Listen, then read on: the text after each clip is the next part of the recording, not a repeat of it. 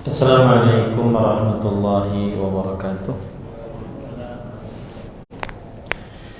Bismillahirrahmanirrahim. Innal hamdalillah nahmaduhu wa nasta'inuhu wa nastaghfiruh wa na'udzu billahi min shururi anfusina wa sayyiati a'malina. Man yahdihillahu fala mudilla lahu wa man yudlil fala hadiya lahu. وأشهد أن لا إله إلا الله وحده لا شريك له وأشهد أن محمدا عبده ورسوله يا أيها الذين آمنوا اتقوا الله حق تقاته ولا تموتن إلا وأنتم مسلمون يا أيها الناس اتقوا ربكم الذي خلقكم من نفس واحدة وخلق منها زوجها وبث منهما رجالا كثيرا ونساء واتقوا الله الذي تساءلون به والأرحام إن الله كان عليكم رقيبا يا أيها الذين آمنوا اتقوا الله وقولوا قولا سديدا يصلح لكم أعمالكم ويغفر لكم ذنوبكم ومن يطع الله ورسوله فقد فاز فوزا عظيما. أما بعد فإن أصدق الحديث كتاب الله وأحسن الهدي هدي محمد صلى الله عليه وعلى آله وسلم وشر الأمور محدثاتها وكل محدثة بدعة وكل بدعة ضلالة وكل ضلالة في النار. Alhamdulillah, kita bersyukur pada Allah Subhanahu wa taala pada hari ini, hari Sabtu sore 25 Sya'ban 1444 Hijriah. Kita dimudahkan oleh Allah Subhanahu wa taala untuk duduk bersama kembali di Masjid Al-Amin, Samarinda, Kalimantan Timur, dalam sebuah kajian Islam ilmiah intensif tentang puasa Ramadan 1444 Hijriah. Salawat dan salam semoga selalu Allah berikan kepada Nabi kita Muhammad sallallahu alaihi wa ala alihi wasallam, pada keluarga beliau, para sahabat, serta orang-orang yang mengikuti beliau sampai hari kiamat kelak.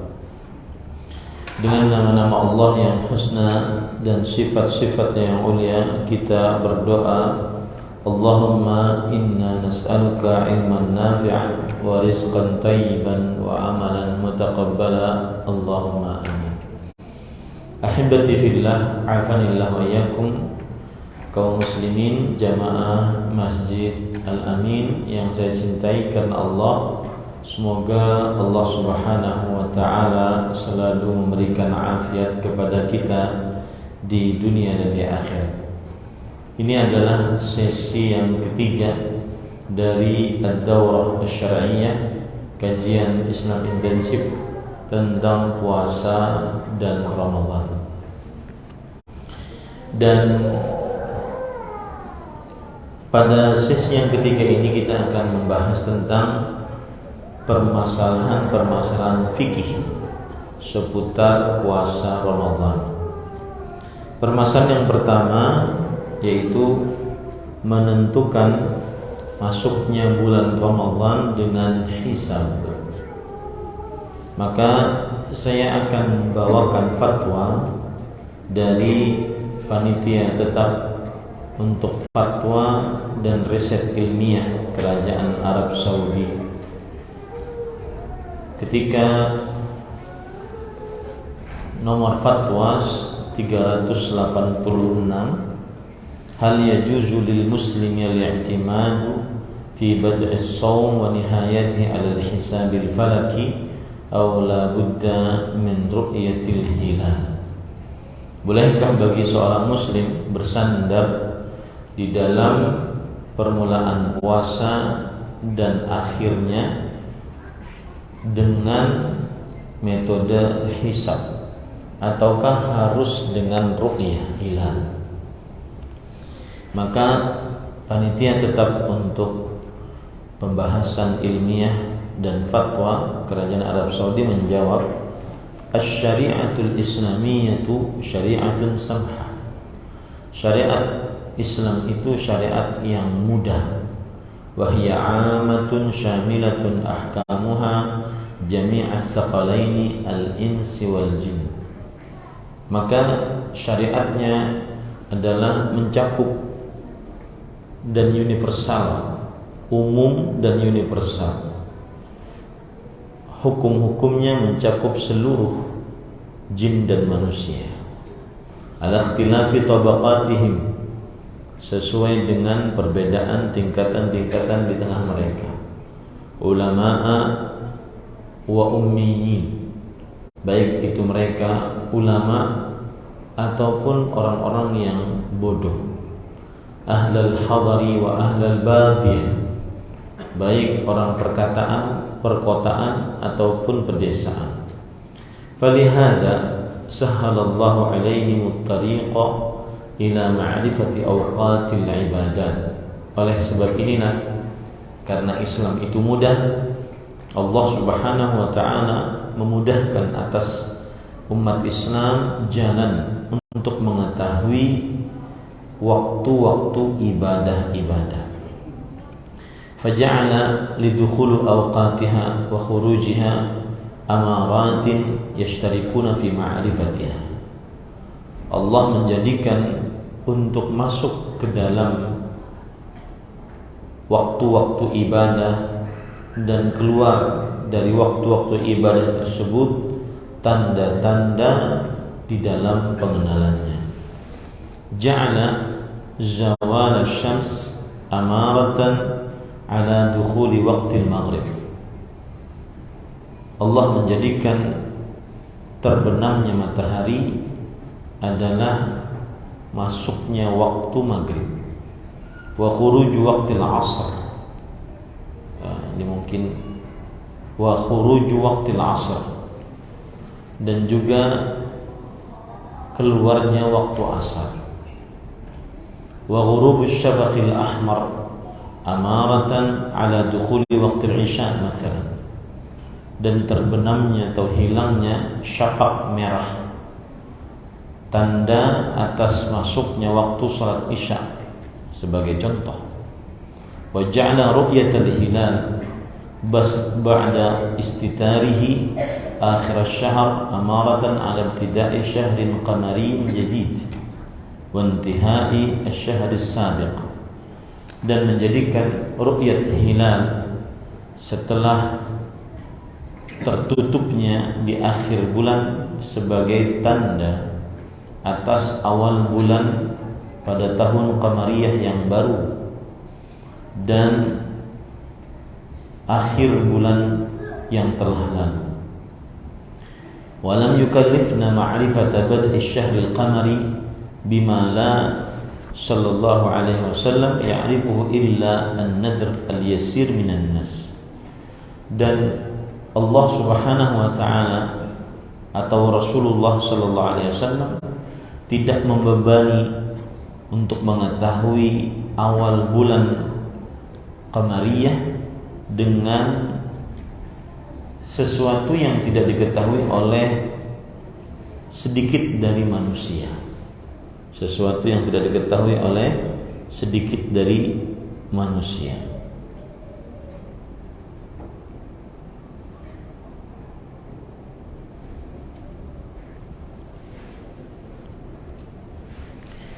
Kemudian setelah itu wa huwa ilmun nujum atau ilmu hisab, dan dia adalah ilmu hisab atau ilmu perbintangan.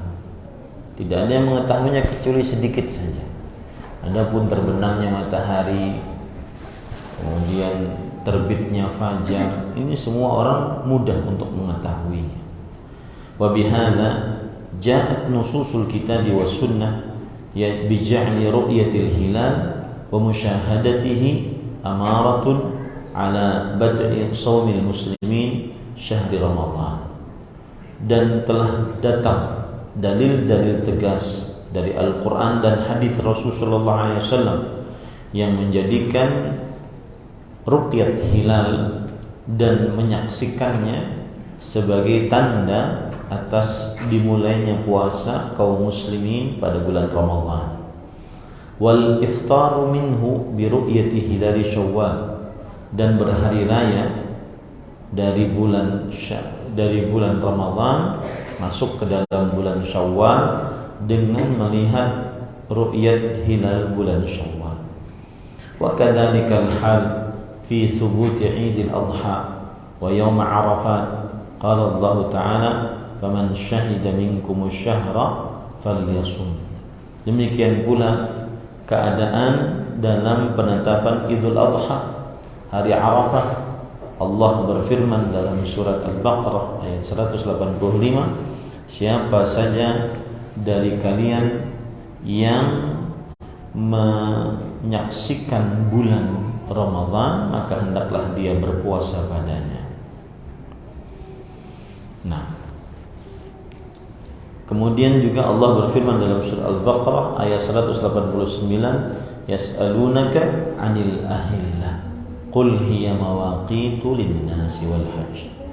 Mereka bertanya kepada engkau wahai Muhammad sallallahu alaihi wasallam tentang hilal, awal-awal bulan. Katakanlah wahai Muhammad sallallahu alaihi wasallam, dia adalah waktu-waktu penentuan ibadah untuk manusia dan haji. Wa qala an-nabiy sallallahu alaihi wasallam, dan Nabi Muhammad sallallahu alaihi wasallam bersabda, "Idza ra'aitumuhu fasumu wa idza ra'aitumuhu fa'aftiru fa in ghumma 'alaikum fa akmilu 'iddata 30." Jika kalian melihat hilal, maka berpuasalah. Jika kalian melihat hilal, maka berhari rayalah. Jika tertutup atas kalian hilal, maka sempurnakanlah jumlah bilangan Sya'ban menjadi 30 hari. Faja'ala alaihi salatu wassalam as-sawma li thubuti ru'yati hilal syahr Ramadan. Nabi Muhammad sallallahu alaihi wasallam menjadikan puasa ketika sudah tetap masuk bulan, sudah tetap ru'yat hilal bulan Ramadan. Wal iftar minhu li thubuti ru'yati hilal Syawal, dan juga berhari raya karena sudah nampak bulan hilal bulan Syawal. Walam yarbit bidzalika bihisabin nujum wa sayril kawakib. Nabi Muhammad SAW tidak mengaitkan itu dengan hitungan perbintangan dan juga perjalanan bintang-bintang. Wa ala hadha jara al-amalu zaman Nabi sallallahu alaihi wasallam wa zaman al-khulafa'ir rasyidin wal a'immah al-arba'ah wal qurun ats-tsalatsah allati syahida laha an-nabiy sallallahu alaihi wasallam bil fadl wal khair. Dan inilah yang terjadi di zaman Rasulullah sallallahu alaihi wasallam, di zaman para khalifah yang 4, di zaman imam-imam yang 4, dan juga zaman 3 kurun keemasan dalam Islam, zaman para sahabat, para tabi'in, para tabi'un tabi'in, yang disaksikan oleh Rasulullah SAW dengan kemuliaan dan kebaikan. Farruju'u fi itsbati asy-syuhuril qamariyah ila ilmi nujum fi bad'il ibadati wal khuruj minha duna ru'yah minal bid'ah allati la khaira fiha. Maka bersandar di dalam penetapan bulan-bulan qamariyah kepada ilmu perbintangan untuk menetapkan ibadah-ibadah dan juga keluar dari ibadah-ibadah tersebut tanpa bersandar kepada ru'yah, maka ini termasuk daripada bid'ah yang tidak ada kebaikan apapun di dalamnya. Wala mustanada laha min asy-syari'ah, dan tidak ada sandaran atas praktek ini dari syariat Islam. Wa innal mamlakata al-arabiyyah as-sa'udiyyah mutamassikatun bima kana alaihi an-nabiy sallallahu alaihi wasallam was-salaf as-salih min itsbat as-siyam wal iftar wal a'yad wa awqat al-hajj nahwaha bi ru'yatil hilal. Dan kerajaan Arab Saudi berpegang teguh dengan apa yang dilakukan oleh Nabi Muhammad SAW dan para salafus saleh bahwa menetapkan puasa, berhari raya, waktu-waktu haji dan yang semisalnya adalah bersandar dengan ru'yat hilal. Wal khairu kullul khairi fi ittiba'i man salaf fi syu'unid diniyah wa syarru kullu syarri fil bid'ah allati uhdithat fid din. Yang artinya kebaikan dari seluruh kebaikan adalah mengikuti orang-orang yang terdahulu di dalam urusan agama, dan keburukan dari seluruh keburukan adalah di dalam perbuatan bid'ah yang mengada-ngada dalam agama. Nah, ini fatwa tentang hukum menyandarkan masuknya bulan Ramadan dengan hisab. Hukum menyandarkan masuknya bulan Ramadan dengan hisab. Kemudian selanjutnya, yang kedua, perbedaan masuknya waktu Ramadan. Apabila di sebuah negara sudah menyatakan masuk bulan Ramadan, sedangkan di negara lain belum terlihat hilal, maka apa yang harus dilakukan? Yang harus dilakukan adalah likulli baladin ru'yatu. Setiap negara memiliki penglihatannya masing-masing. Seperti antara Indonesia dan sekitarnya dengan Arab Saudi dan sekitarnya. Indonesia tidak wajib mengikuti Arab Saudi, Arab Saudi tidak wajib mengikuti Indonesia. Dan inilah yang terjadi dari mulai zaman dahulu. Yaitu sebuah hadis diriwayatkan oleh Imam Muslim, ada seorang tabi'i bernama Quraib. Seorang tabi'i bernama Quraib diutus oleh Ummul Fadl bintil Harith ke negeri Syam yang waktu itu dipimpin oleh Muawiyah bin Abi Sufyan. Diutusnya di akhir bulan Sya'ban. Kemudian ketika sudah masuk bulan Ramadan, maka akhirnya beliau di situ dan berpuasa, awal puasa di negeri Syam bersama Muawiyah bin Abi Sufyan. Di akhir bulan Ramadan beliau pulang ke kota Madinah, lalu bertemu dengan sahabat Nabi Abdullah bin Abbas radhiyallahu anhu. Abdullah bin Abbas radhiyallahu anhu bertanya kepada Quraib, "Mata ra'aitumul hilal?" Kapan kalian melihat hilal? Di Syam. Di Syam. Syam itu Palestina, Yordania, Suria, Libanon. Kemudian Quraib menjawab, "Ra'ainahu lailatal Jum'ah." Kami melihat hilal malam Jumat. Berarti kami berpuasa di hari Jumat. Kemudian Abdullah bin Abbas radhiyallahu anhu bertanya lagi, "Anta ra'aitahu?" Engkau sendiri yang melihat? Kemudian Quraib menjawab, "Na'am, iya." Wa ra'ahu an-nas wa sama Muawiyah. Dan juga orang-orang pada melihat semuanya. Manusia akhirnya berpuasa hari Jumat dan Muawiyah pun berpuasa hari Jumat. Kemudian Abdullah bin Abbas radhiyallahu anhu mengatakan, "Lakinna ra'ainahu lailatas sabt. Fama zala nasumu hatta nukmila 30 aw nara." Tidak. Akan tetapi kita di kota Madinah melihatnya malam Sabtu. Berarti mereka berpuasanya hari Sabtu di kota Madinah. Di negeri Syamnya berpuasa hari Jumat. Dan kami akan terus berpuasa sampai menyempurnakan bulan 30 hari atau kita melihat hilal.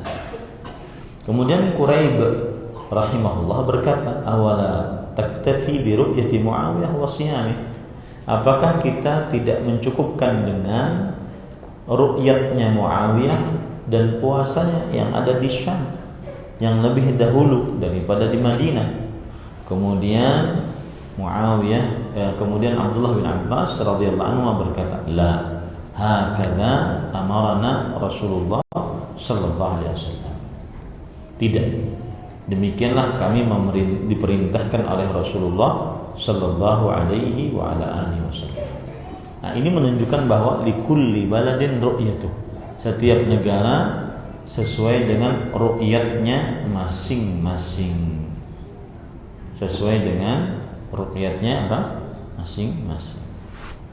Nah, permasalahan yang ketiga yaitu berpindah dari satu daerah ke daerah yang lain pada waktu puasa yang berbeda waktu. Kita waktu Indonesia Tengah pindah ke waktu Indonesia Barat atau waktu Indonesia Timur. Yang mungkin terlihat jelas waktu Indonesia Barat ke timur misalnya. Orang sahur di Jakarta, kemudian berbuka di Papua, maka puasanya mengikut yang mana, berbukanya mengikut yang mana? Berbuka di Papua. Jawabannya adalah mengikutnya di mana dia saat itu berada. Rasulullah sallallahu alaihi wasallam bersabda, "As-shaumu yauma tasumun wal fitru yauma tuftirun." Puasa itu pada hari kalian seluruhnya berpuasa, dan berbuka itu pada hari seluruhnya kalian berbuka. Begitu juga di negara yang berbeda. Kalau tadi kan cuma provinsi, ini negara yang berbeda. Para ikhwan yang dirahmati oleh Allah Subhanahu wa taala, negara yang berbeda, contohnya misalkan Indonesia dengan Arab Saudi, atau lebih jauh apa? Yang lebih barat apa? Eropa. Siapa yang pernah ke Eropa? Ulun pernah hafal. Kalau apa? Indonesia yang lebih barat dari Arab Saudi apa lagi? Siapa yang tahu? Maroko, Tunisia ya. Tapi, nah, misalkan di Indonesia lebih dahulu. Semestinya kan Indonesia lebih dahulu nih daripada yang lebih barat. Yang lebih barat terlambat daripada Indonesia. Terlambatnya 1 hari. Paham maksudnya? Indonesia misalkan berpuasa tanggal 23 Maret 2023. Sedangkan yang di Maroko, Tunisia dan sekitarnya berpuasa tanggal 24. Karena terlambat sehari dari Indonesia. Indonesia lebih timur. Maka bagaimana harus dilakukan? Yang harus dilakukan ketika saya berpuasa, awal puasa di Indonesia, ingin lebaran di Maroko atau Tunisia, atau lebih jauh darinya, yang perbedaannya sehari, bahkan mungkin 2 hari, lebih terlambat dari Indonesia. Berarti saya akan berpuasa 32 hari. Betul enggak? Bisa-bisa terjadi seperti itu, 32 hari. Nah, saya ikut hari raya yang mana? Maka jawabannya adalah saya ikut hari raya di mana saya berada. Berdasarkan hadis tadi riwayat Imam Tirmidzi. As-shauma yauma tasumun wal fitru yauma tuftirun. Baik Ustaz, Nabi Muhammad sallallahu alaihi wasallam bersabda, hari itu cuma 29 atau 30 hari. Maka jawabannya yang lebih daripada 30 hari, 2 hari tadi atau 1 hari itu adalah dianggap sebagai puasa sunnah. Dianggap sebagai puasa sunnah. Nah, kalau kebalikannya, saya awal puasa di barat, di daerah barat Maroko, Tunisia, lalu pergi ke Indonesia, berhari raya pulang kampung, kemudian otomatis berhari rayanya lebih cepat mungkin bisa 28 hari. Bedanya 2 hari misalkan. Nah, bagaimana ini statusnya saya? Sama berhari raya bersama pemerintah yang ada di situ. Al-yawma as-sawmu yawma tasumun wal fitru yawma tadhaku yawma tuftiru wal adha yawma tudahhu. Berpuasa pada hari kalian seluruhnya berpuasa di daerah itu. Berhari raya pada hari kalian seluruhnya berhari raya daerah itu. Berhari raya Idul Adha pada hari kalian seluruhnya menyembelih Idul Adha pada hari itu. Lalu bukankah bulan paling minimal itu 29 hari? Maka kita jawab iya. Dan nanti satu harinya diqadha. Nanti satu harinya diqadha. Nah, kemudian para ikhwan yang dirahmati oleh Allah Subhanahu wa taala, yang keempat, apa hukum seorang kafir yang masuk Islam di siang hari Ramadan? Maka hukum fikihnya adalah dia berarti menjadi ahli wajib puasa. Menjadi ahli wajib puasa. Nah, kemudian setelah itu dia diwajibkan untuk menahan hal-hal yang membatalkan puasa, dari mulai dia masuk dalam agama Islam, makan, minum, berjima sampai terbenam matahari semenjak dia masuk dalam agama Islam. Kemudian yang ketiga, tetapi tidak ada kewajiban mengqadha atasnya. Nah, nggak ada kewajiban mengqadha atasnya.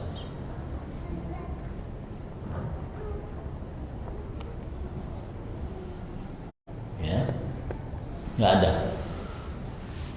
kewajiban mengqadha atasnya. Kenapa? Karena surat Al-Anfal ayat 38.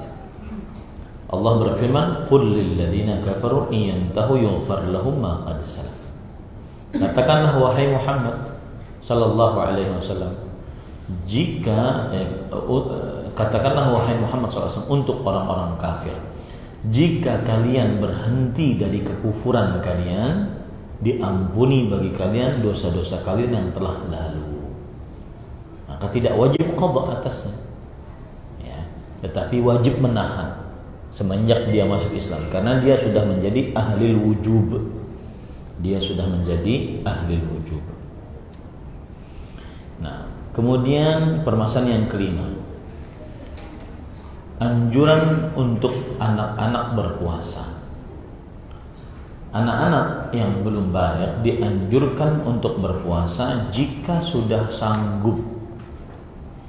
Jika sudah sanggup. Dan ini berdasarkan kebiasaan para sahabat Nabi radhiyallahu anhum. Di antaranya perkataan Rubaiyah binti Muawwidh radhiyallahu anha, seorang perempuan sahabat Rasul sallallahu alaihi wasallam.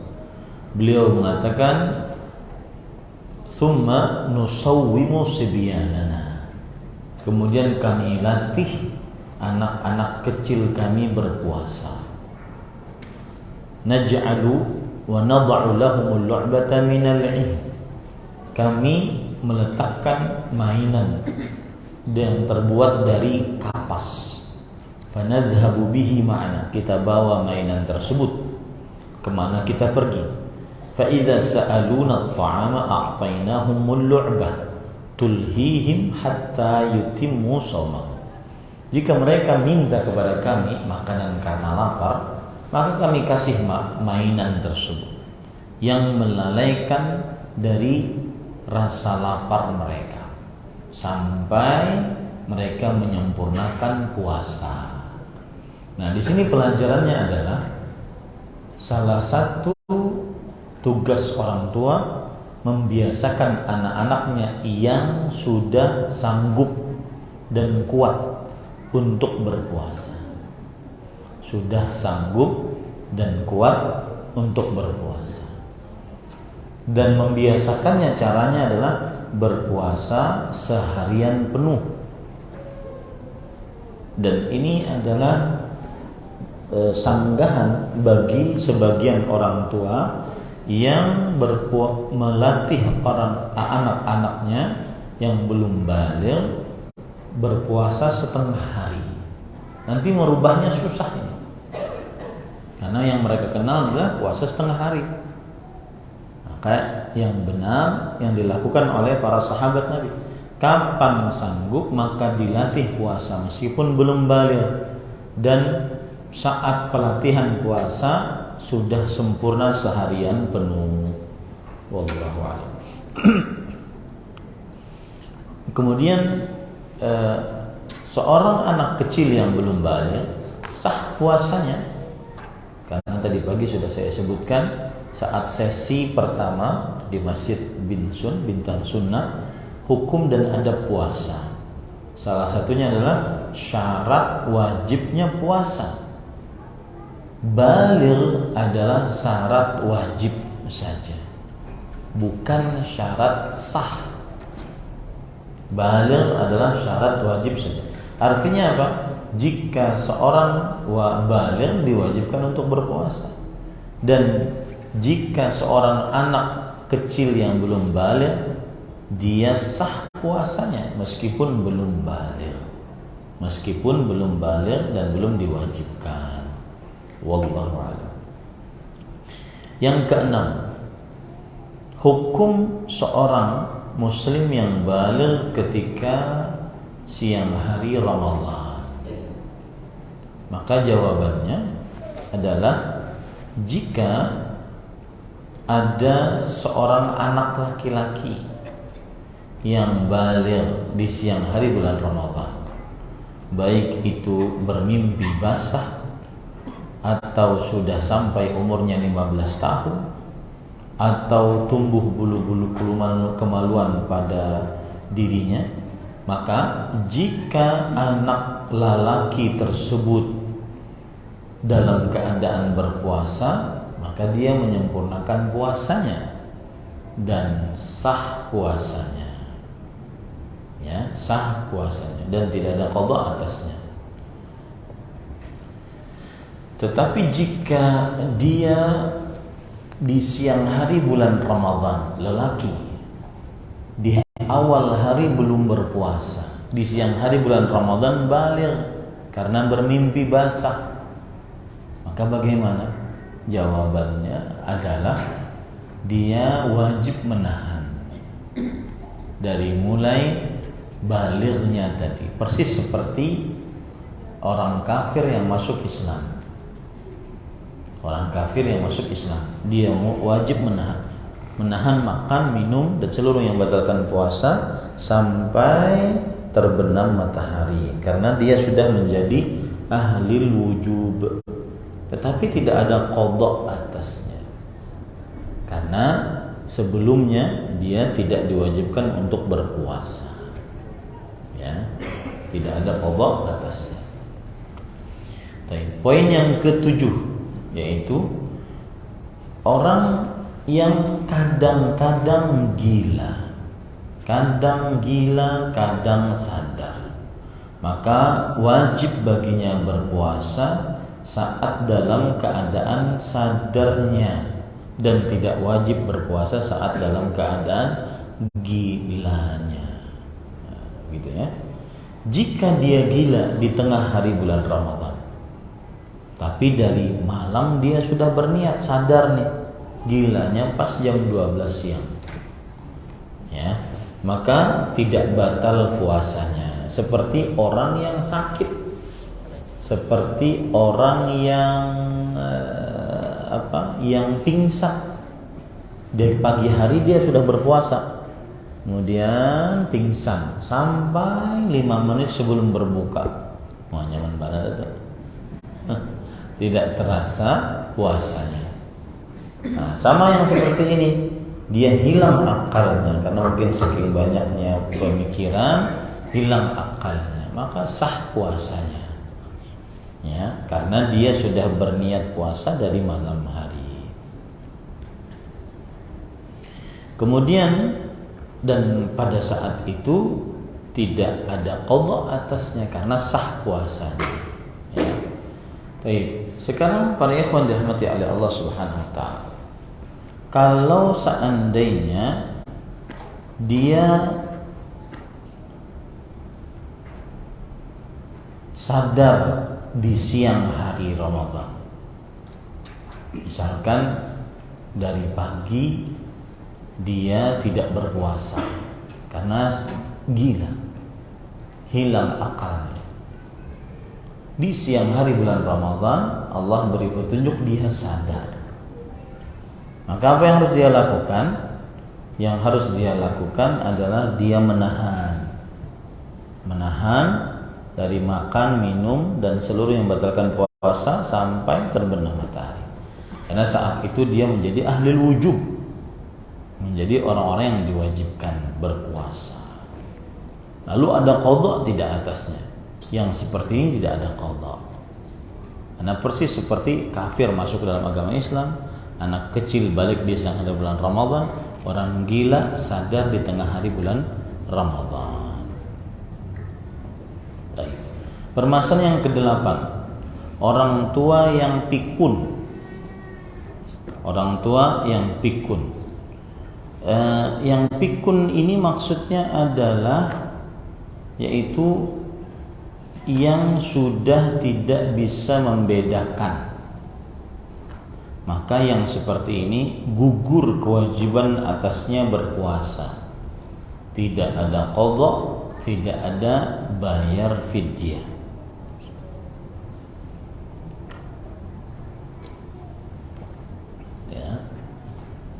Tidak ada qadha, tidak ada bayar fidyah.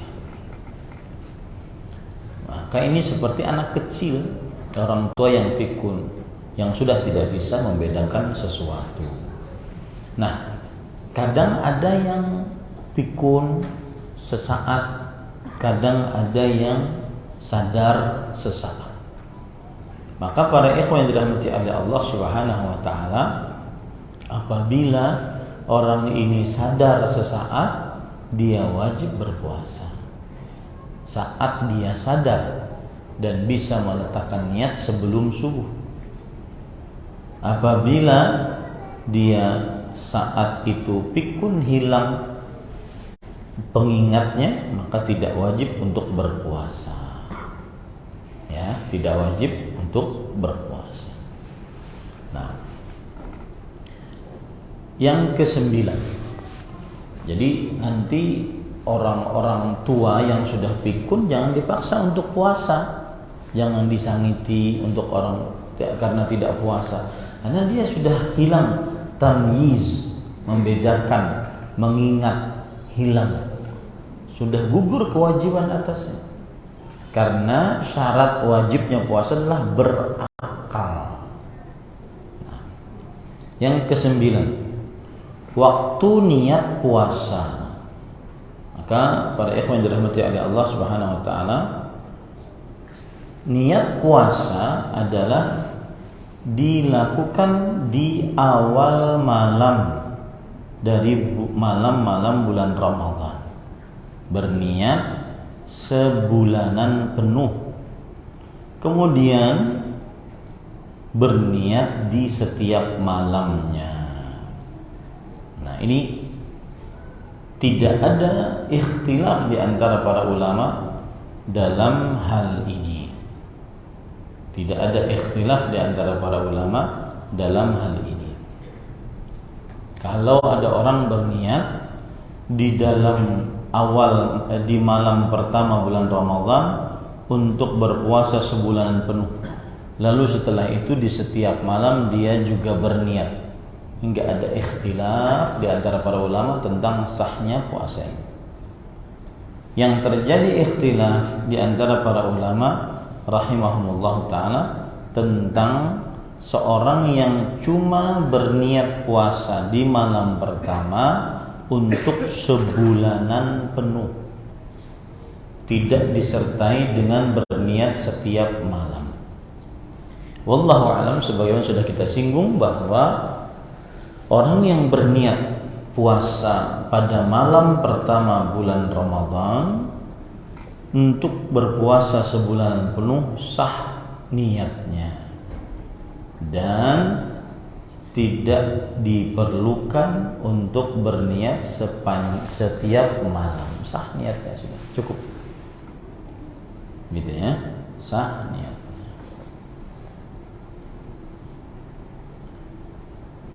Dan wajib berniat kembali apabila terputus karena sesuatu yang syar'i, seperti bersafar, haid, nifas, atau sakit.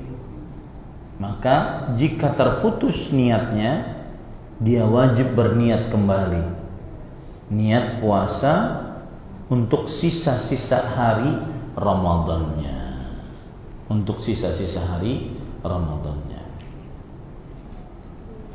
Baik. Kemudian permasalahan yang ke-10, hukum imsak, menahan makan, minum dan seluruh yang batalkan puasa 10 atau 15 menit sebelum adzan. Maka para ikhwah yang dirahmati oleh Allah Subhanahu wa taala, Rasulullah sallallahu alaihi wa alihi wasallam bersabda,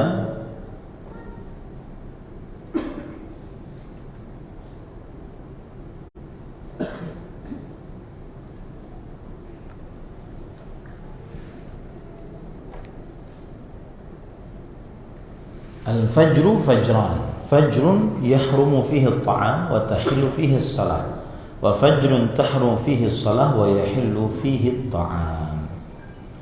Dari Abdullah bin Abbas radhiyallahu anhuma, Rasulullah SAW bersabda, fajar itu ada dua.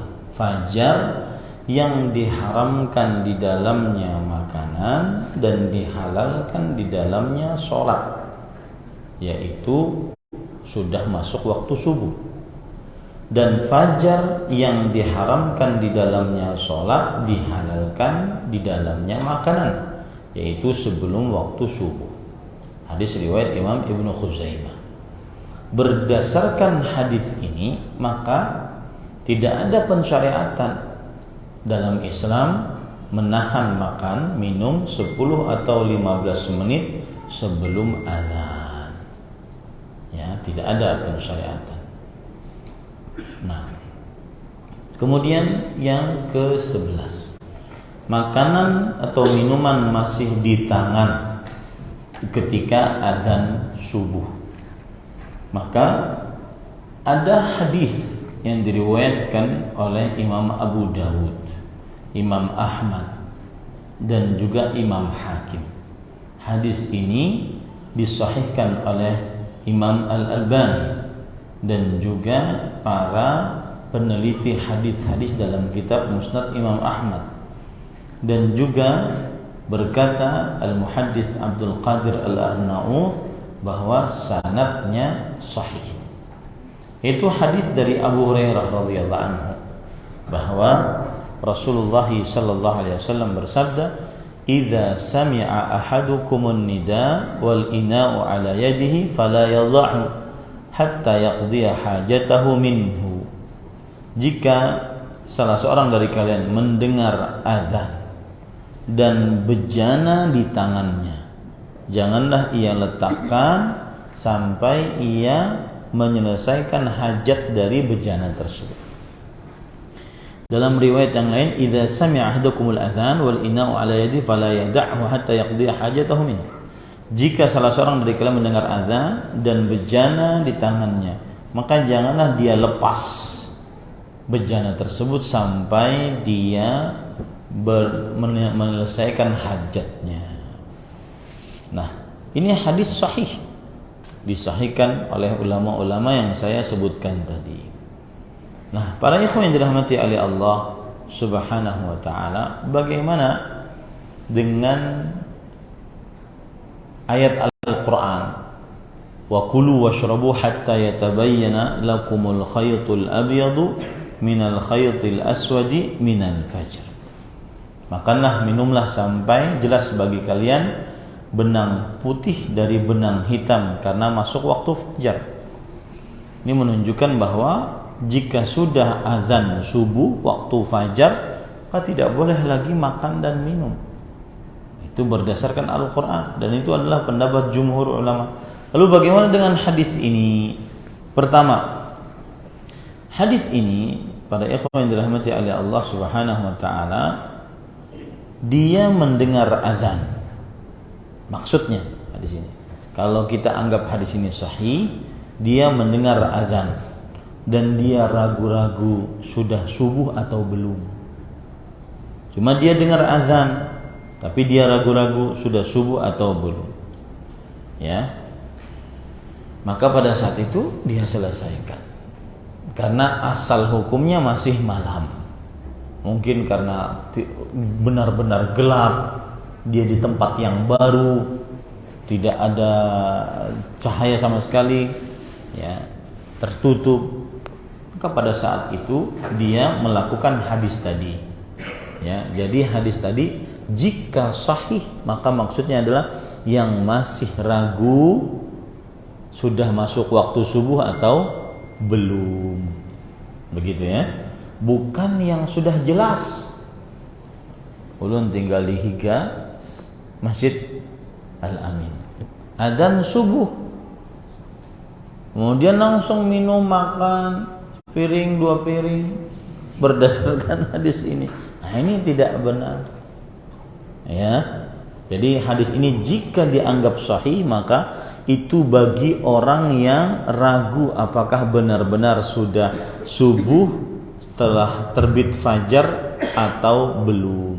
Paham ini para ikhwah?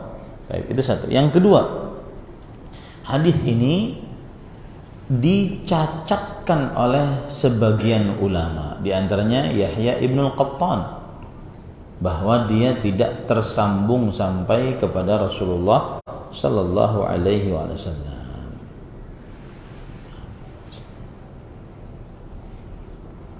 Oleh sebab itulah, makanya seseorang mengambil pendapat jumhur lebih hati-hati. Yang mana kalau sudah azan subuh dan muazzinnya azan pada waktu subuh tepat, wajib berhenti. Jika ada minuman, maka wajib diludahkan, dimuntahkan. Makanan juga demikian, wajib dimuntahkan. Ustaz, pas yang temakan lomboknya, maka wajib untuk diludahkan tetap, ya. Dan tidak boleh minum setelah itu. Nah, yang ke-12, orang sakit kemudian sembuh ketika siang hari bulan Ramadan. Nah, ini bagaimana ini statusnya? Maka para ikhwan yang dirahmati oleh Allah Subhanahu wa taala, orang sakit sembuh di siang hari bulan Ramadan, maka yang seperti ini adalah dia di awal hari sudah tidak berpuasa, maka pada saat itu jika dia sembuh di siang hari bulan Ramadan, berarti tetap dia boleh boleh makan, minum seperti biasa, ya, dan dia wajib mengqadha di lain hari. Ya. Ini berbeda dengan yang tadi, berbeda dengan anak kecil balik di siang hari bulan Ramadan, berbeda dengan orang kafir masuk Islam di siang hari bulan Ramadan, berbeda dengan orang gila sadar di siang hari bulan Ramadan. Maka yang seperti ini wajib baginya menahan makan, minum dan seluruh yang batalkan puasa sampai terbenam matahari, tapi tidak ada qadha atasnya. Nah, beda dengan orang yang sakit di siang hari bulan Ramadan kemudian sembuh di siang hari bulan Ramadan. Maka yang seperti ini adalah dia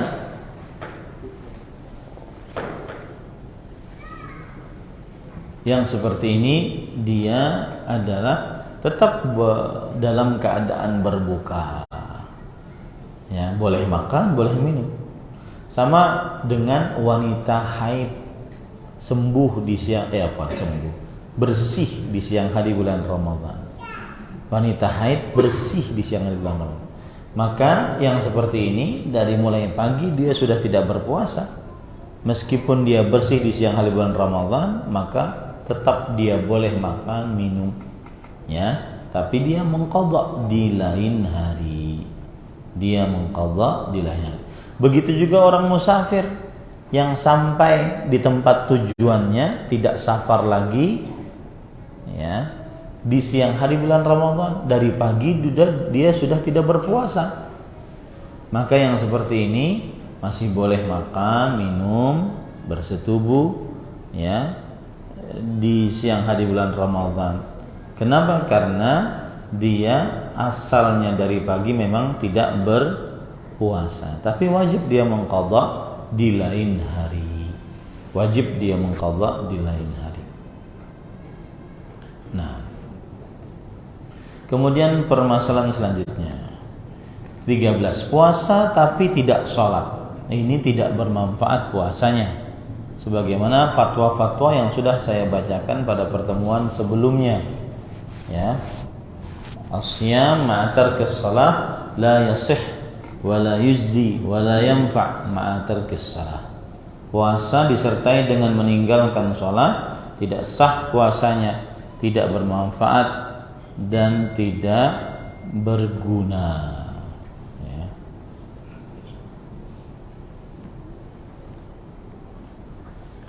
Kenapa? Karena Allah berfirman dalam Al-Quran, wa ma mana'ahum an tuqbala minhum nafaqatuhum illa annahum kafaru billah. Dan tidak ada yang menahan dari mereka diterimanya amal ibadah mereka kecuali karena mereka kafir terhadap Allah Subhanahu wa ta'ala. Dan orang yang meninggalkan sholat, pendapat yang dikuatkan adalah kufur, keluar dari agama Islam. Sebagaimana hadis riwayat Imam Tirmidzi, bainar rajuli wasyirki wal kufri tarkus shalah. Hadis riwayat Imam Tirmidzi, al-ahdu alladhi bainana wa bainahum shalah, faman tarakaha faqad kafar. Perjanjian antara kami dengan orang-orang kafir adalah perihal salat. Yang meninggalkan salat maka sungguh dia telah kafir. Jelas itu. Dan juga perkataan para sahabat, para salafus saleh, di antaranya Syaqiq bin Ali atau Ali bin Syaqiq atau Syaqiq bin Abdullah. Dia mengatakan kanu, yaitu para sahabat Nabi radhiyallahu anhum, la yarawna minal a'mali la yarawna syai'an minal a'mali tarkuhu kufrun ghairas salah. Para sahabat Nabi tidak melihat, tidak berpendapat ada amalan yang meninggalkannya menyebabkan kepada kekufuran selain sholat. Yang ke-14, puasa dipenuhi dengan tidur. Para ikhwan yang dirahmati oleh Allah Subhanahu wa ta'ala, puasa yang dipenuhi dengan tidur adalah sah puasanya, tetapi sangat kurang pahalanya. Berbeda dengan maksud dari puasa, karena Allah Subhanahu wa ta'ala berfirman tentang puasa, ya ayyuhalladzina amanu kutiba alaikumus shiyam kama kutiba alal ladzina min qablikum la'allakum tattaqun. Wahai orang-orang beriman, diwajibkan atas kalian berpuasa sebagaimana orang-orang sebelum kalian diwajibkan atas mereka berpuasa, agar kalian bertakwa. Bertakwa berarti mengerjakan perintah, menjauhi larangan, bukan malah mengerjakan hal-hal yang leha-leha yang tidak mendatangkan pahala. Nah, para ikhwan yang dirahmati oleh Allah Subhanahu wa ta'ala, jadi orang yang puasanya hanya diisi dengan tidur saja, bangunnya pas waktu sholat, ya, maka ini sah puasanya, tetapi sangat berkurang pahalanya. Yang ke-15, cara membayar fidyah. Ada dua cara, yaitu hadis riwayat Bukhari dan Muslim. Yang pertama adalah membagikan makanan siap santap kepada orang fakir miskin sebanyak hari dia tidak berpuasa. Orang fakir miskin sebanyak hari dia tidak berpuasa. Ini sebagaimana hadis dari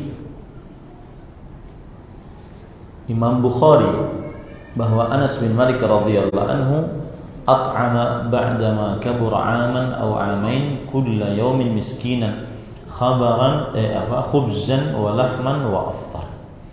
Adalah Anas bin Malik radhiyallahu anhu pernah setelah beliau tua renta memberikan makan kepada orang miskin roti dan daging, dan beliau tidak berpuasa. Ini cara yang pertama.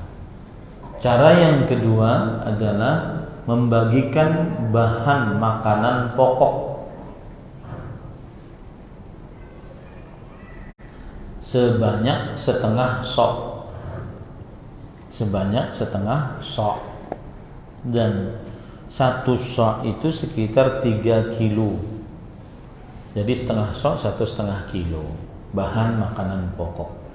Hal ini berdasarkan sabda Rasulullah SAW kepada Ka'ab ibn Ujrah yang tidak sanggup untuk berpuasa. Nabi Muhammad SAW bersabda, At'im sittata masakin likulli miskinin nisfu sa'. Berikanlah makanan kepada orang miskin, di setiap miskinnya setengah sa'. Setengah sa' 1,5 kilogram. Nah, itulah dua cara membayar fidyah. Yang ke-16 yaitu berbukanya orang musafir di rumah.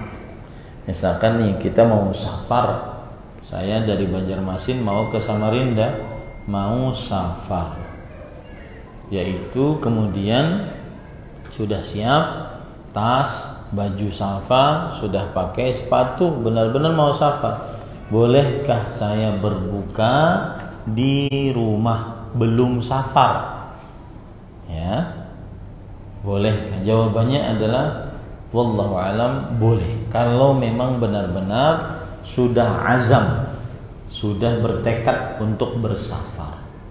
Hal ini sebagaimana hadis riwayat Imam Tirmidzi bahwa Anas bin Malik radhiyallahu anhu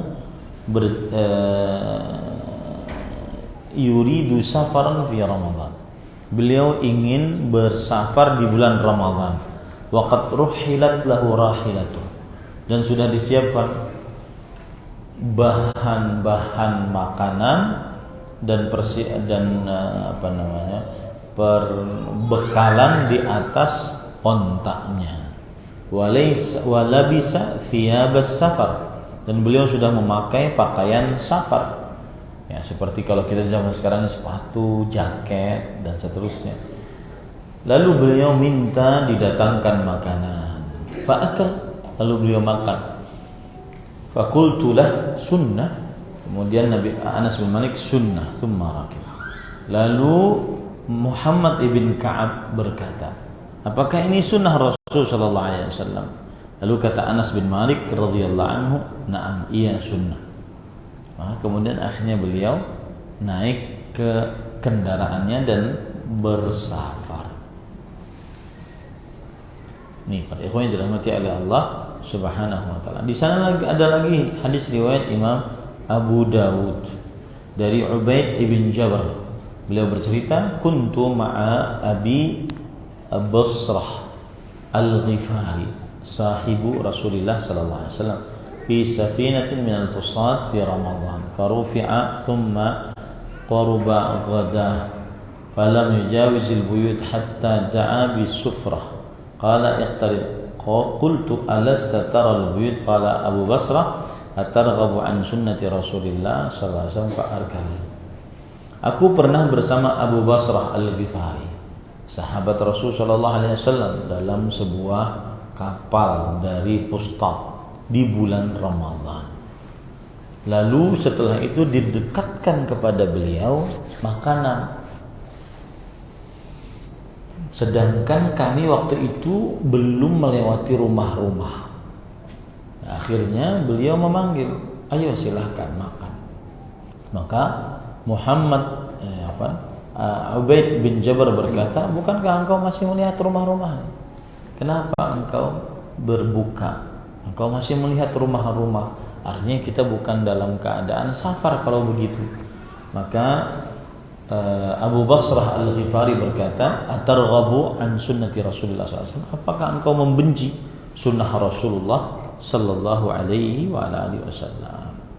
Nah ini, jadi diperbolehkan. Yang tidak diperbolehkan adalah mengqashar salat, karena mengqashar salat itu wajib saat di dalam perjalanan safar. Baru boleh mengqashar salat. Kalau masih di rumah tidak boleh mengqashar salat. Kenyamanan pian benar.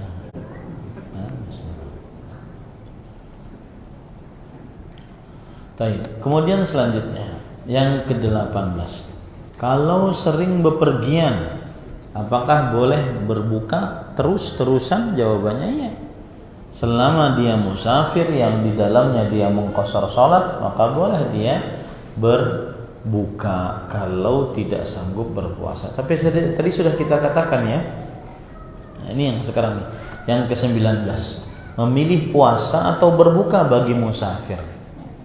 Memilih puasa atau berbuka bagi musafir. Saya sudah jelaskan ini pada ikhwan yang dirahmati oleh Allah, bahwa keadaan yang pertama, puasa menyulitkan orang yang bersafar. Puasa membahayakan, bukan hanya menyulitkan, membahayakan orang yang sedang bersafar. Maka ini haram untuk berpuasa. Sebagaimana surat An-Nisa ayat 29, wala tulqu bi'aidik wala taqtulu anfusakum innallaha kana bikum rahima. Janganlah kalian membahayakan janganlah kalian membunuh diri kalian, sesungguhnya Allah Maha Penyayang terhadap kalian. Dalam surat Al-Baqarah ayat 195, wala tulqu bi'aidikum ila tahlukah. Janganlah kalian letakkan dengan tangan-tangan kalian kepada kebinasaan. Nah, ini keadaan yang pertama. Puasa membahayakan saat safar. Ya. Dan pada waktu penaklukan kota Mekah tahun ke-8 Hijriah, ya, Nabi Muhammad SAW sudah memerintahkan agar berbuka, karena itu waktu Ramadan. Penaklukan kota Makkah itu waktu Ramadan. Lalu ada yang berkata kepada Rasulullah, innan nas qad syaqqa alaihimus siyam. Sesungguhnya orang-orang sudah susah bagi mereka berpuasa. Lalu Nabi Muhammad SAW pun minta didatangkan air. Lalu beliau mengangkatnya di hadapan orang-orang, kemudian beliau meminumnya agar orang-orang melihatnya. Ya. Kemudian setelah itu masih ada yang dikatakan kepada Rasulullah bahwa ba'dun nas qad sama, sebagian manusia masih saja berpuasa wahai Rasulullah. Maka Rasulullah SAW menjawab, ulaikal usad. Mereka itu adalah pelaku maksiat. Mereka itu adalah pelaku maksiat. Nah, ini kalau berpuasanya membahayakan nyawa dan tubuh seseorang, haram berpuasa. Keadaan yang kedua, puasanya menyulitkan orang yang bersafar tetapi tidak membahayakan. Menyulitkan orang yang bersafar tetapi tidak membahayakan. Maka para ikhwan yang dirahmati oleh Allah, ada hadis dari Jabir bahwa kana Rasulullah SAW fi safar fara'a rajulan qad ijtama'a an-nasu alaihi wa qad dhullila alaihi. Adalah Rasulullah SAW dalam bersafar. Lalu beliau melihat seorang lelaki dikerumuni oleh orang-orang, kemudian dinaungi. Lalu Rasulullah SAW bertanya, mahada, kenapa orang ini? Kemudian para sahabat menjawab, Sa'im, dia adalah orang yang berpuasa wahai Rasulullah. Kemudian Rasulullah SAW bersabda, laisa minal birri as-sawmu fis safar. Bukanlah termasuk kebajikan berpuasa saat safar. Nah, ini yang kedua ya. Kalau puasanya menyulitkan tapi tidak membahayakan. Nah, yang ketiga adalah puasanya itu tidak menyulitkan, tidak membahayakan. Dia puasa sama saja, dia tidak puasa juga sama saja. Maka pendapat yang dikuatkan yaitu pendapatnya Imam Ahmad dan mazhab Hambali bahwa berpuasa lebih utama. Ini pendapatnya jumhur. Berpuasa lebih utama daripada berbuka. Jumhur ini. Mazhab Maliki, mazhab Syafi'i dan mazhab Hambali. Mazhab Hanafi, Maliki, Syafi'i. Ya. Hambali tidak masuk ke dalam ini. Bahwa berpuasa lebih afdal. Berpuasa lebih afdal. Kenapa? Satu, Rasulullah SAW pernah mengerjakannya.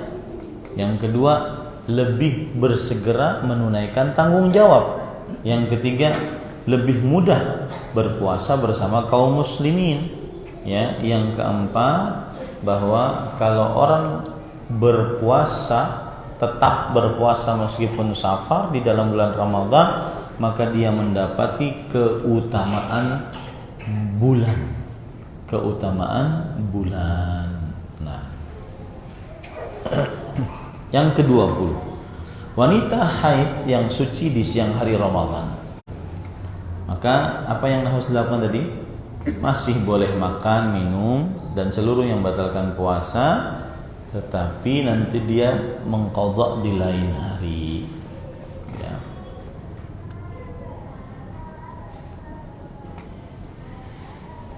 Kemudian permasalahan yang ke-21, datang haid sebelum azan subuh. Datang haid sebelum azan subuh. Bagaimana itu? Maka jawabannya tidak sah puasanya. Ya, karena seorang yang haid tidak disyariatkan untuk berpuasa. Alaysat idza hadat lam tusalli wa lam tasum. Bukankah jika ia berpuasa, jika dia haid tidak sholat dan tidak berpuasa. Yang ke-22, sudah baligh belum berpuasa. Nah, ini maksudnya adalah hati-hati anak-anak kita yang sudah baligh, terutama para perempuan. Kadang-kadang kelas 3 SD sudah baligh. Ada nggak yang seperti itu? Kelas 3 SD itu kelas berapa berarti? Kelas 9, umur 9 tahun sudah baligh. Maka pada saat itu dia wajib untuk melaksanakan syariat-syariat Islam. Di antaranya adalah puasa yang tidak mewajibkan dari orang tuanya menanggung dosa. Nah,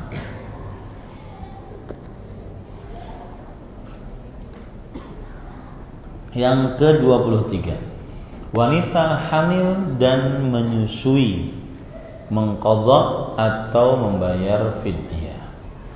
Maka jawabannya adalah wanita hamil atau menyusui mengqadha puasanya jika ia tidak sanggup untuk berpuasa.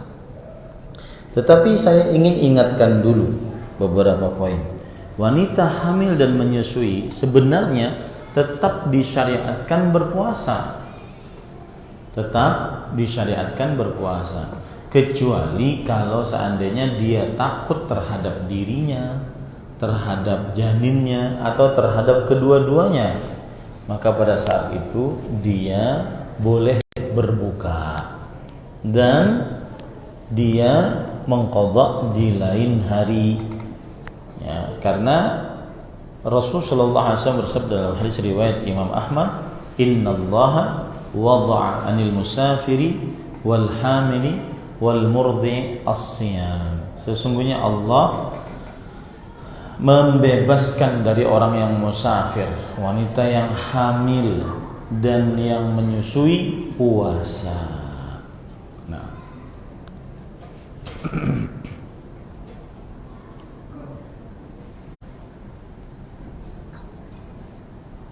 permasalahan selanjutnya, istri jika dipaksa berjima oleh suami di siang hari bulan Ramadan, Maka jawabannya, jika dipaksa, maka pada saat itu dia termasuk orang-orang yang dipaksa. Ya. Padahal sang istri sedang berpuasa, maka puasanya sang istri sah dan tidak ada qadha, tidak ada kafarat bagi sang istri tersebut. Nah, puasanya sah. Kemudian permasalahan seputar jima di siang hari bulan Ramadan, ya. Di antaranya yaitu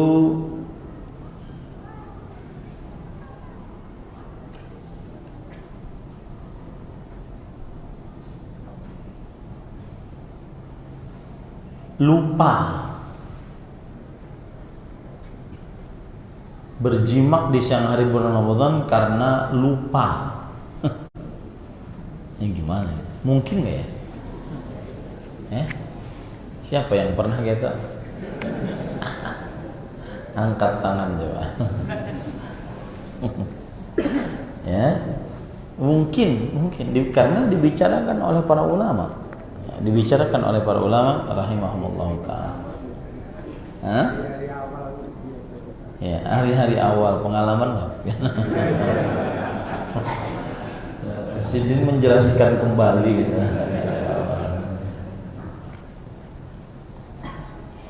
Baik. Para ikhwan yang dirahmati oleh Allah, saya bacakan fatwa dari panitia tetap untuk pembahasan ilmiah dan fatwa. Fatwa halaman nomor 1502. إذا كان الواقع كما ذكرت من جماعك لزوجتك ناسيا الصيام فليس عليك قضاء ولا كفارة لأنك معذور بالنسيان. Jika kejadian sebenarnya sebagaimana yang kau sebutkan, yaitu berupa engkau berjimak dengan istrimu dalam keadaan lupa, dalam keadaan berpuasa, maka tidak ada qadha atasmu, tidak ada kafarat. Rasulullah SAW bersabda, karena engkau ada alasan, yaitu diberikan alasan lupa. Rasulullah SAW bersabda, man nasiya wa huwa sha'im fa akala aw syarib falyutimma shawmahu fa innama at'amahu Allah wa saqah. Siapa yang lupa dalam keadaan ia sedang berpuasa, lalu ia makan, ia minum, maka hendaklah dia sempurnakan puasanya. Sesungguhnya Allah sedang memberikan makan dan minum kepadanya. Nah, kemudian para ikhwan yang dirahmati oleh Allah Subhanahu wa taala, permasalahan selanjutnya, menjimak istrinya 4 hari berturut-turut di siang hari bulan Ramadan. Ini bagaimana kafaratnya? Subhanallah. Maka jawabannya pada ikhwan yang dirahmati oleh Allah Subhanahu wa taala, kafaratnya dilakukan di setiap harinya.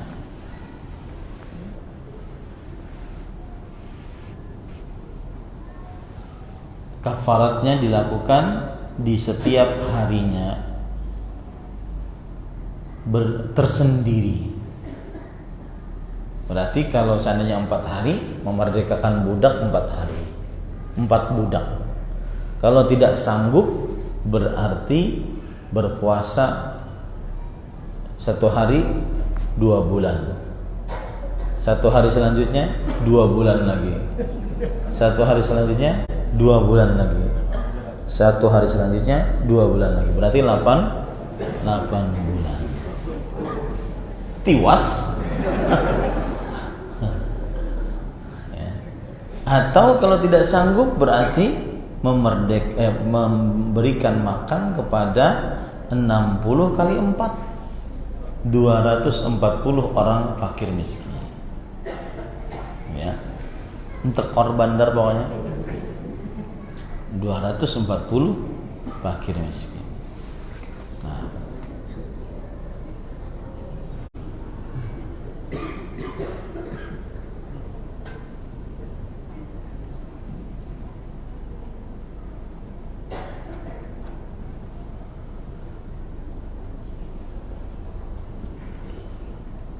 Jika ini permasalahan selanjutnya, seorang yang berjimak di siang hari bulan Ramadan,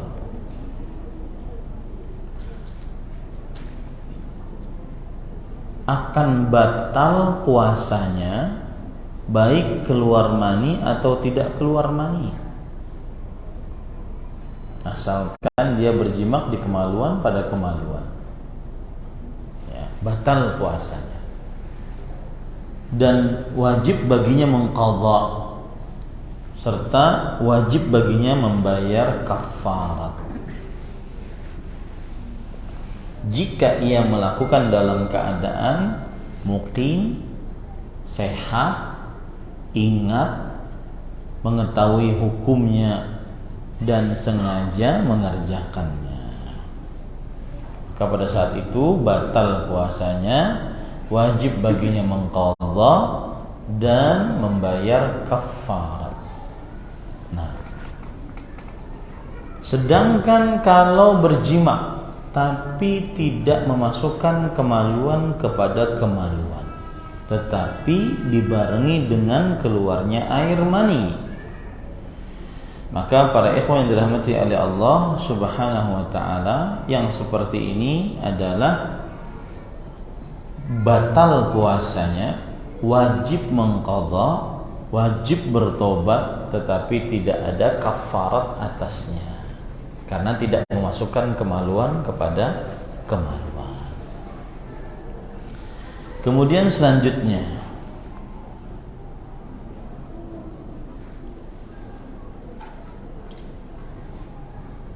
apakah perempuan sama dengan laki-laki, istri sama dengan suami?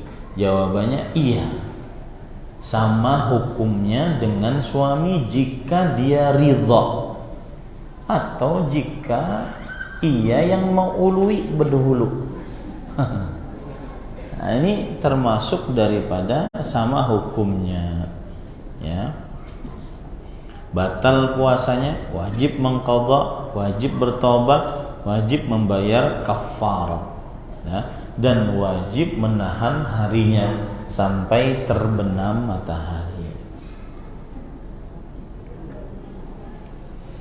Jika seorang perempuan dipaksa untuk berjimak, maka sah puasanya, tidak ada qadha dan sebentar.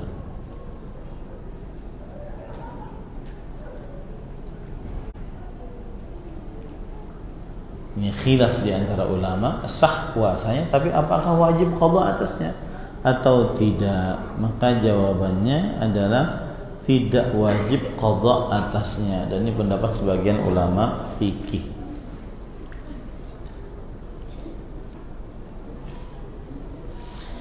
Permasalahan selanjutnya masih yang berkaitan dengan jimak juga.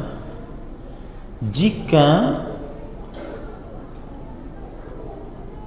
telah terbit fajar dalam keadaan sedang berjimak, misalkan nih kedetahan 5 menit sebelum azan subuh tidak tahan, maka kemudian ujar yang laki, kenapa setemat jat? Habis itu azan subuh. Maka jika dia tidak melepas dan dia diamkan, batal puasanya. Wajib dia mengqadha, wajib dia bertobat, wajib dia menahan hari itu, dan wajib dia membayar kafarat. Nah, ini para ikhwan.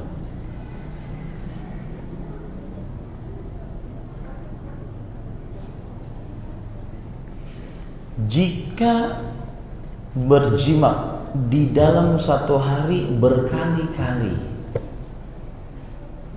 ujar nang laki, sudah kita jam 8 sudah, daripada beranayan kita gawe pulang jam 10, gawe pulang jam 12, gawe pulang jam 3 sore. Ini kafaratnya berapa? maka jawabannya batal puasanya. Wajib mengqadha, wajib bertobat, wajib menahan dari makan dan minum sampai terbenam, dan kafaratnya cuma 1 kali saja. Tapi dosanya bertambah tuh.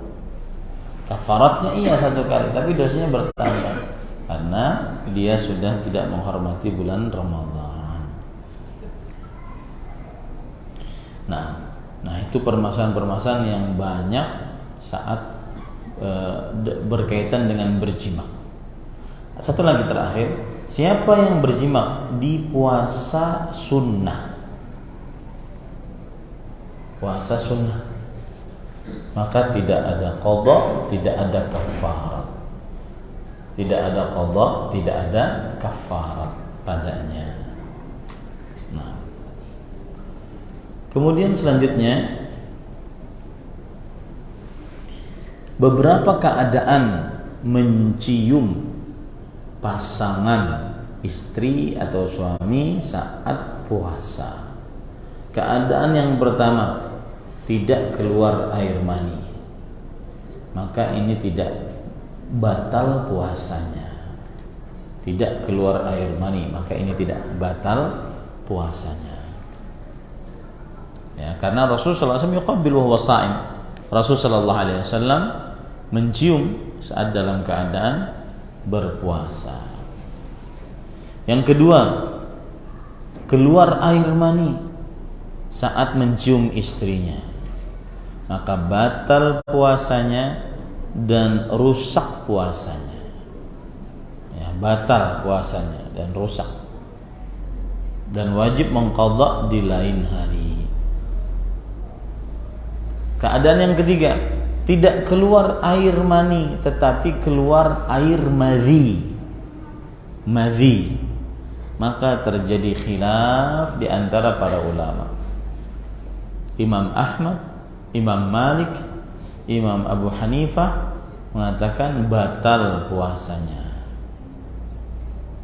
Imam Ahmad, Imam Malik batal puasanya. Imam Syafi'i, Imam Abu Hanifah tidak batal puasanya. Nah, ini para ikhwan yang dirahmati oleh Allah Subhanahu wa ta'ala.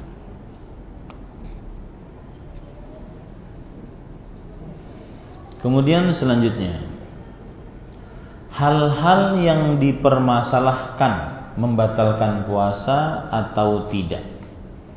Yang pertama yaitu bakhakh rabu. Bakhakh rabu itu, bentar ya,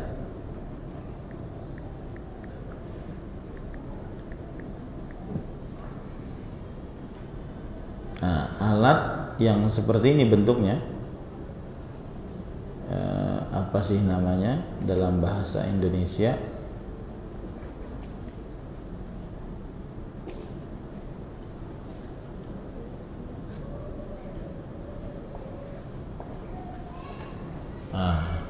Apa ini namanya?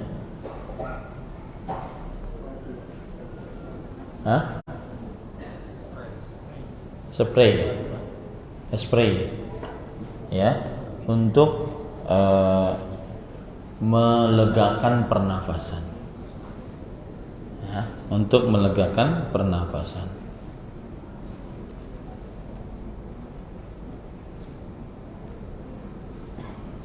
Evohaler gitu ya.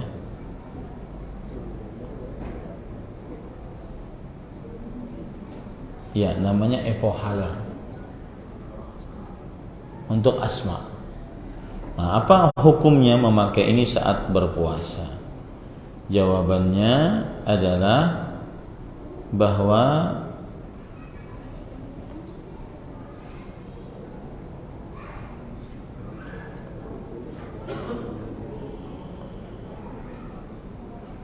ini termasuk daripada terjadi khilaf di antara para ulama rahimahumullah ta'ala.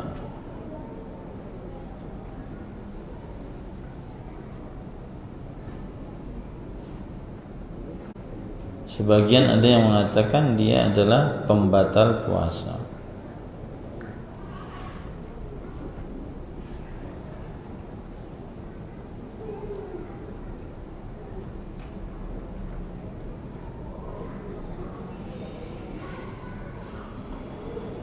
Kemudian juga obat jantung yang diletakkan di bawah lidah.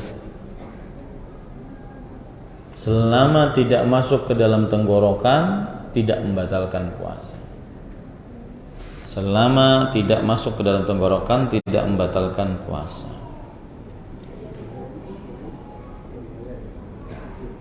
Inhaler, ya nanti dulu. Kemudian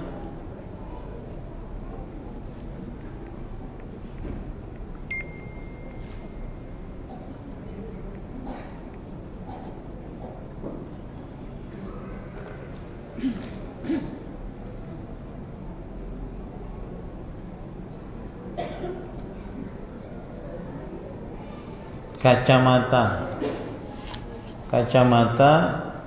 apa sih namanya istilahnya kedokteran, kacamata untuk perut, alat pencernaan. Apa itu? Endoskopi ya. Nah, itu adalah para ulama mengatakan ini batal puasanya, karena apa saja yang masuk ke dalam tenggorokan membatalkan puasa. Kemudian yang keempat yaitu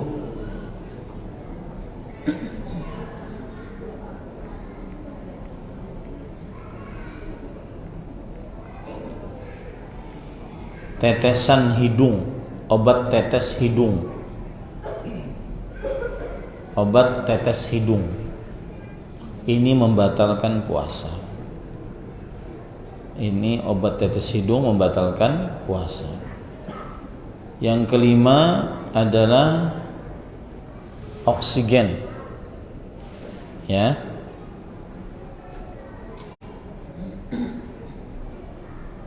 Ini tidak membatalkan puasa. Apa namanya? Nebung.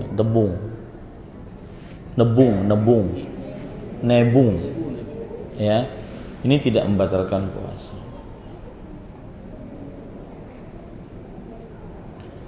Dan banyak sekali permasalahan-permasalahan, kita ambil pertanyaan-pertanyaan dulu. Ya, wallahu alam. Ini yang bisa disampaikan. Tapi terakhir yaitu keluar madhi ketika puasa. Keluar madhi itu adalah cairan yang keluar dari kemaluan karena terangsang syahwat sebelum mani, dan warnanya biasanya bening, kemudian lengket. Maka yang seperti ini, para ikhwan yang dirahmati oleh Allah Subhanahu wa taala, sebagian ulama mengatakan tidak ada qadha atasnya dan tidak juga kafarat. Tidak ada qadha atasnya dan juga tidak ada kafarat.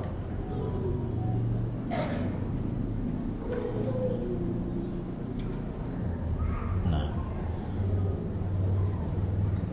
masturbasi di siang hari Ramadan, maka jawabannya adalah masturbasi di siang hari Ramadan haram.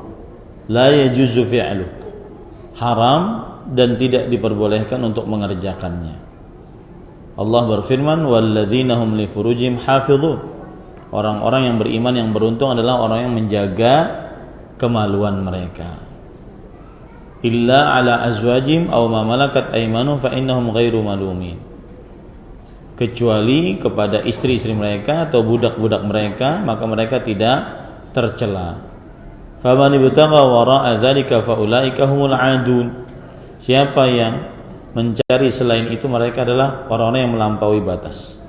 Oleh sebab inilah, siapa yang mengerjakan masturbasi di siang hari bulan Ramadan dalam keadaan sedang berpuasa, maka hendaknya wajib bertobat dan mengqadha di lain hari. berarti batal puasanya dan tidak ada kafarat atasnya. Tidak ada kafarat atasnya. Nah, kemudian berbuka di pesawat. Maka yang menjadi ukuran adalah waktu di sekitar pesawat tersebut, bukan waktu take off atau bukan waktu landingnya. Nah, cukup kiranya itu. Wallahu a'lam. Apakah kalau kita sholat taraweh terus ingin melaksanakan tahajud, witirnya boleh di taraweh atau harus di waktu tahajud di waktu tahajud? Jawabannya adalah apabila seseorang di 10 malam terakhir bulan Ramadan atau di hari-hari malam Ramadan, maka hendaklah dia sholat isya lalu sholat taraweh lalu sholat witir. Nah, itulah yang disunahkan oleh Rasulullah SAW dari sholat taraweh di bulan Ramadan. Lalu kalau ada yang ingin sholat lagi di malam harinya setelah tidur yang disebut dengan sholat tahajud, maka pada saat itu dia boleh, tapi tanpa witir. Dia boleh mengerjakannya tapi tanpa witir. Wallahu a'lam.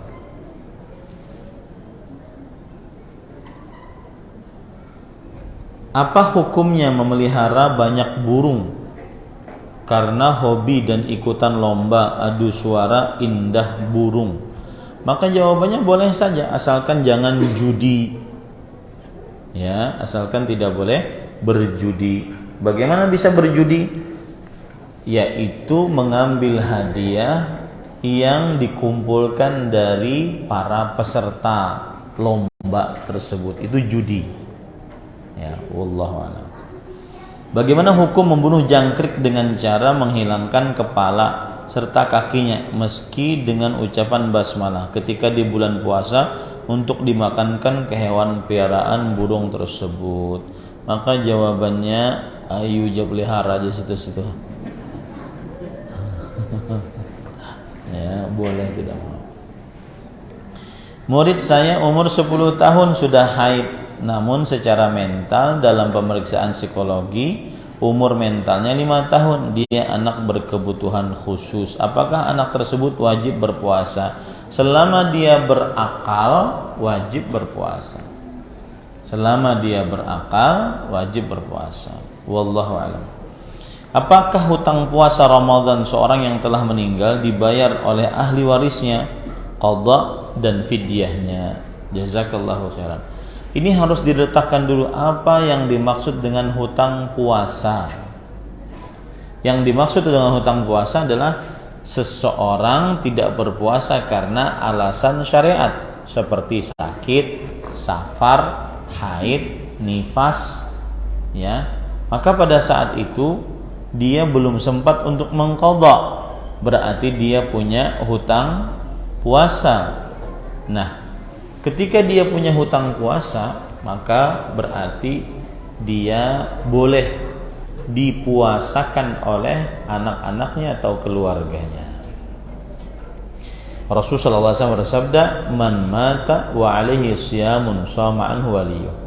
Siapa yang berpuasa, siapa yang meninggal dan dia mempunyai hutang puasa, maka anak-anaknya, wali-walinya boleh mempuasakan atasnya.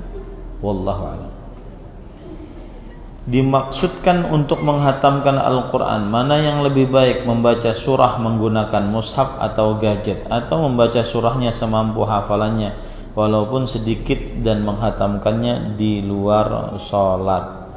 Jawabannya adalah apabila seseorang di dalam sholat, lebih baik dia membacanya dari mushaf sehingga tidak terganggu dengan notifikasi-notifikasi kalau seandainya dia membacanya dengan gadget, kecuali kalau notifikasinya dihilangkan. Ya, karena pas lagi asik-asik baca dari mushaf, kemudian datang WA ya dari bini, "Uy, lawasnya." ya, maka pada saat itu mengganggu. Maka dengan mushaf saja. Ya, bagi yang ingin memperpanjang bacaan Al-Quran di dalam sholat. Nah, kemudian kalau di luar sholat, maka mushaf juga lebih utama dibandingkan gadget, karena memegang mushaf itu adalah sebuah nilai ibadah tersendiri. Makanya memegangnya adalah orang yang harus dalam keadaan suci, bukan dalam keadaan berhadas. Wallahu a'lam. Nah, ini kira-kira yang bisa saya sampaikan. Kita cukupkan dengan kafaratul majlis. Subhanakallahumma hamdik, asyhadu an la ilaha illa anta, astaghfiruka wa atubu ilaik. Sallallahu nabiyana Muhammad walhamdulillahirabbil alamin. Wassalamualaikum warahmatullahi wabarakatuh.